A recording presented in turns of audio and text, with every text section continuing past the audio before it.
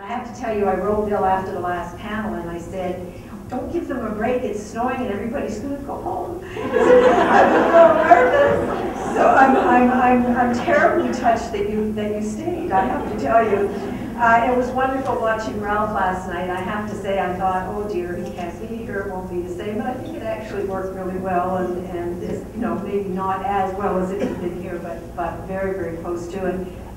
The panels today were wonderful. I wrote the words panels, passion, and perseverance. That's kind of what came to me looking at this today. And it's all very, very personal for me as well, because my 92-year-old mother is going through some real tough times right now. Where she had a bad fall and has gone through quite a transition suddenly from being quite independent to probably forever now being in a long-term care situation. So everything that everybody said, all the examples, I was saying, that's right, yes, over-medication, oh yeah, the point that was just made about the emergency, everybody's there, but then you just get left. In our case, in the emergency, she was well cared for when we first got there, and she spent 3 days in the emergency before we could get her into a room, so, you know, ditto but at a very deep and personal level. I just want to make three big points, three thoughts to leave us with as we go back into the snow and mull over what we've heard here. And it's been so rich and wonderful. I think the first thing is that we need to situate this struggle for healthcare, public health care here in Alberta and Canada within the larger context, knowing that there is currently quite a deliberate assault on the notion of government here in Canada and around the world. And they call it austerity in Greece and in Europe, but really it is about the fact that so much wealth is already transferred upwards and the money is not there anymore. Deliberate choices, of course, for the people who need all the needs of all the citizens and so on. And I would just want for us to take a moment and ponder this, because I think it's been 30 years of deliberate neoliberal market fundamentalism. I think I call it organized greed. Somebody said, oh, you and your conspiracy theories. And when I hear that, I think of the two cows on the hill. One's always reading, and the other one says, you and your conspiracy theories, what are you reading now? Well, it's a pamphlet that says where beef really comes from. It may not exactly be a conspiracy, but these guys do get together at Davos and other places, and that's where the Prime Minister announced his policies. Basically, it wasn't here in Canada, it was in Davos at the World Economic Forum last month that he laid out the plans for Canada, and it's really quite scary. You heard the latest? Our foreign aid is going to be tied to the way poor countries receive or do not receive our mining companies and their behavior. True, that's true. I'm not making that up.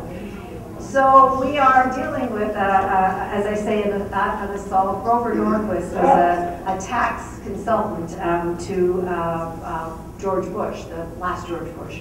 And he used to say that the appropriate size of government was small enough to put it in the bathtub so that you could pull the plug at any point and just drain that government right down the drain. The three richest men in the world have more money than the poorest 48 countries combined in our world, while 1.5 billion people, half of the global workforce, are unemployed or living in precarious working situations right now. And governments everywhere are shutting down social programs, environmental services, and public services such as healthcare, privatizing water, and so on, bailing out at the same time their corporations and their banks and, of course, their financial institutions that they deregulated back 15 years ago. Naomi Klein calls this the great sacking. I think that's a wonderful image for us to have. And I have a favorite Occupy sign, and it says, if you won't let me dream, I won't let you sleep. So I want for us, as we deliberate here and come away with plans to take next steps, for us to realize that the assault on healthcare, public healthcare in Canada, is a very deliberate thing. And it is because public healthcare is anathema to a free market system. We're a problem. I debated one one of these think tanks, from the one from Manitoba, and he said we're the only governments except Cuba and North Korea that still have communist healthcare system, is what he called it. So it is a very political assault, and we need to understand that, and therefore when we fight this or we fight something similar, it's all the same fight. Therefore, may I just put in a word for you to come out to the protest that's going to take place when the University of Alberta gives a honorary doctorate to the president, Peter Brabeck, the president of Nestle, which is the world's largest bottled water company. Please be there. I think it's March 1st. And go to our website and others. That information will be there. But the fight to preserve water, this province is the first in the country to go water trading, to move to the full commodification. And we have to stop that. These are all in lockstep with each other. Then, of course, our own country's gone through the same thing with shifting from looking like a large egg to looking like a pear, with fewer and fewer of us holding power at the top and more of us falling out at the bottom. It needs to be said that Prime Minister Harper is the most right-wing Prime Minister we have ever had, and he has a very clear agenda for the healthcare, the renegotiation of the healthcare accord, which is taking place now. This is the man who has ruthlessly cut funding to any opposition groups that anybody may in the past or may in the future speak out in any way against his government. He has closed committee hearings. We have members of Parliament who are in the opposition ranks who say we're not allowed to tell you what we think and what we say in those meetings.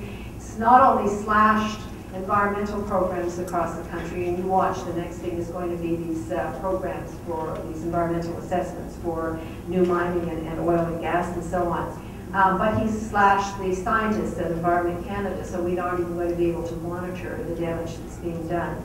He killed the wheat board, even though the wheat board legislation says that he wasn't supposed to do that without a full referendum of the members of the farmers of the wheat board, but he doesn't care. He's even forcing municipalities to turn to private water companies if they want federal funding for new infrastructure funding. The city of Abbotsford in British Columbia recently said, you know what, take your $67 million and go away, because we don't want your money, we'll keep our public system.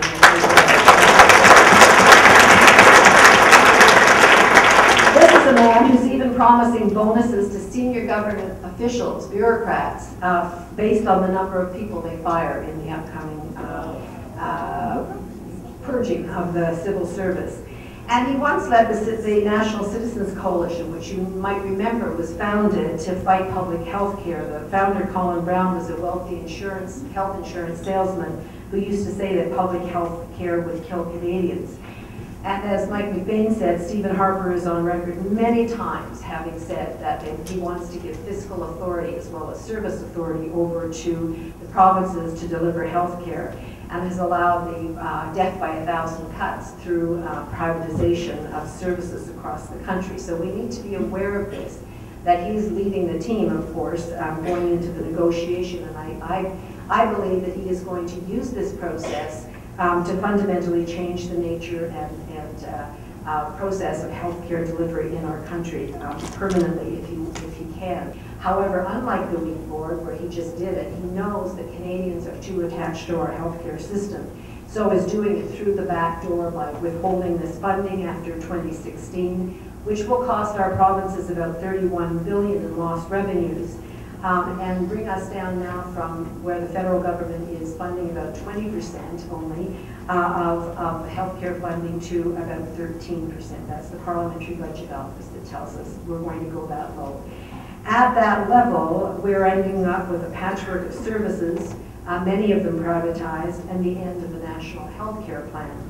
The promise at the heart of Medicare that you can go to any province in the country and have equal access to physicians and hospitals will no longer apply. And the last great universal social program in this country, the jewel in our crown, will be gone perhaps forever. So it is extremely important that we understand what he's doing and how he's doing it, because he's acting innocent and letting the provinces do the dirty work for him. It's very important that we articulate this and that we stand up together and we say to Canadians, 96% of us agree that healthcare, public health care is our preference. Do you know what this means? And I think that's our most important job, is to tell this story of what they're doing and relate how it's going to hurt and perhaps destroy our healthcare system. Clearly, it's what some provinces want. Clearly here, with the further plans to reduce services covered by Medicare, to expand private insurance for medically necessary care, to replace existing principles and so on, allow doctors to engage in both the public and private practice. All of this would suit a government such as the current one here in Alberta very well. And it's important to know that the Quebec government has just challenged and charged a number of doctors there, not the program you saw on CBC, but with saying to them that there are doctors now who are supposed to be in the public system but have bled into the private system, and it's real fuzzy in Quebec in terms of the line. And they are actually deliberately causing long waiting lists in the public system because for certain procedures, if you don't get that procedure done in 6 months in the public, you can then, the government will pay for you to do it in the private. So they say they keep the list long deliberately so that they can then perform that exact same operation, the same doctors in the private clinic. So I think we have to see this as part of a big picture. We have to be very clear in addressing it as such.